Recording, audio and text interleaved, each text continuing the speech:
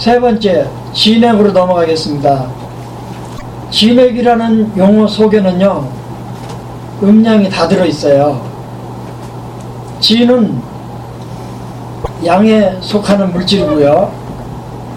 액은 음에 속하는 물질이에요. 그런데 진액이 뭔가? 진액의 개념인데요. 우리 몸에 있는 정상적인 수액의 총칭이 진액이에요. 우리 몸은 약 70%가 물로 이루어져 있어요. 액체로 이루어져 있어요. 그 액체를 통틀어서 진액이라고 한다, 이렇게 이해하시면 돼요. 어린 애들은 70%가 물이에요. 남자들은 어른이 되면 60%가 물이 돼요. 여자들은 어른이 되면 50%가 물이래요. 그런 기록이 있어요. 그래서 목소리도 여자들이 고음이 나오고요. 몸무게도 여자들이 가볍고요. 그런데 진액에 구별이 있어요. 진은 뭐냐면 그 성질이 묽어요. 액에 비해서 묽어요. 액은 좀 걸쭉해요.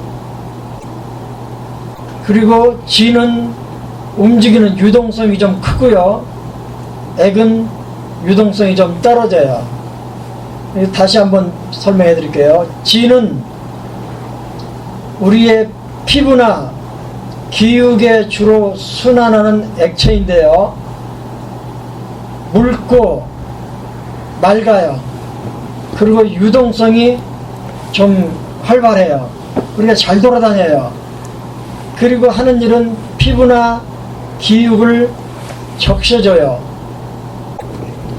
액은 뇌척수액, 관절낭액 이런 것처럼 몸의 내부나 깊은 곳에서 적셔주는 역할을, 기름 역할을, 윤활유 역할을 하는 게 액이에요.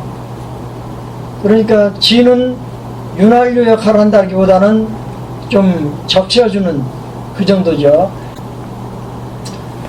그런 모든 액체를 통틀어서 진액이라 그런다. 그리고 진이 순환하는 곳은 피부나 기육 쪽이다. 액이 순환하는 곳은 내장이나 관절 같은 곳이다. 그 다음 진액의 대사. 진액이 우리 몸에 어떻게 생기고 어떻게 배설되는가, 그 전 과정을 한마디로 진액 대사라 그러죠. 진액의 형상. 그러면 진액은 어디에서 오는 것인가? 진액은 진액의 원천에 대한 설명이에요. 우리가 음식물을 먹으면 먼저 받아들이는 것이 위잖아요. 수납하고 부숙하고 소화시키는 과정에서 음식물 속에 섞여 들어온 진액을 위가 일단 흡수해요. 1차 위에서 진액을 흡수하고 2차 소장에서 대량으로 진액을 흡수하고 3차 대장으로 내려온 찌꺼기에서 대장이 엄청난 힘으로 진액을 또 흡수해요. 그래서 진액을 흡수하는 것은 위, 소장, 대장이에요.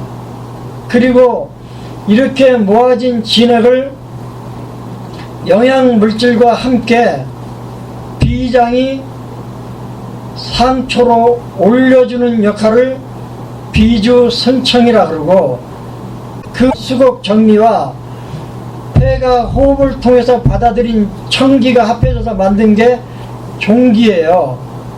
이 종기에서 영기와 위기와 진액이 다 맥관 안으로 또는 맥관 밖으로 들어가는 거예요. 그래서 진액의 형성은 그렇게 이루어지는 거고요. 진액의 수송, 분포 및 배설. 진액 대사는 어떻게 이루어지냐면요.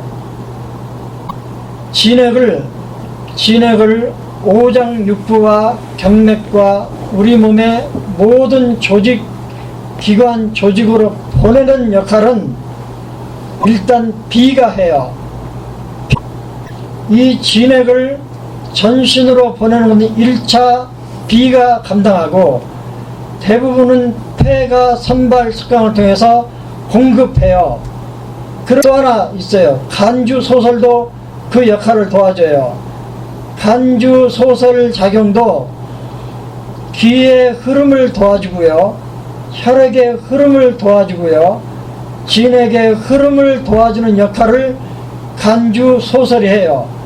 그래서 우리 몸에 필요한 곳으로 보내주는 과정은 비, 폐, 심, 간 이런 것들이 해요.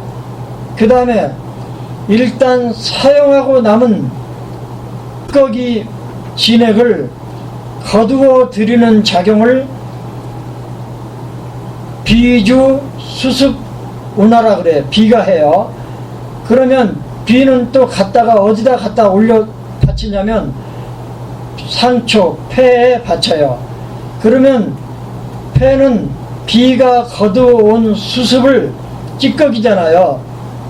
찌꺼기를 선발 작용을 통해서 피부를 통해서 땀으로 내보내요. 그래서요, 진액이 쓰고 남은 찌꺼기는, 수습은 폐의 선발 작용을 통해서 땀으로 나가고요. 이 땀으로 나가는 양이 가만히 있어도 700내지 900cc가 된다 그래요. 그러니까 막 일하거나 노동하면 2리터, 3리터 막 나가는 거예요. 엄청 나가는 거죠. 또 하나, 폐의 숙강 작용에 의해서 진액이 사용되고 남은 이 수액이 쑥 밑으로 내려가요. 그래서 방광을 거쳐서 소변으로 배출이 돼요.